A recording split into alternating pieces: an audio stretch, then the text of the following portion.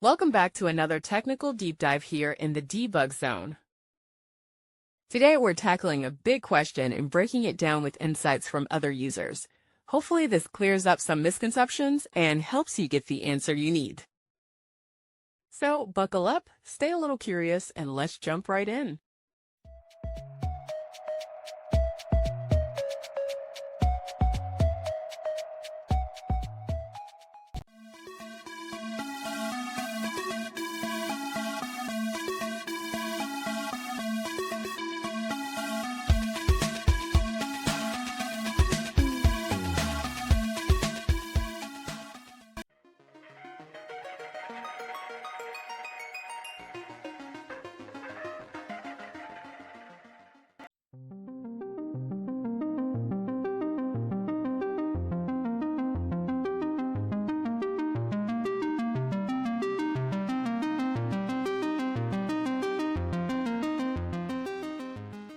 And that's a wrap.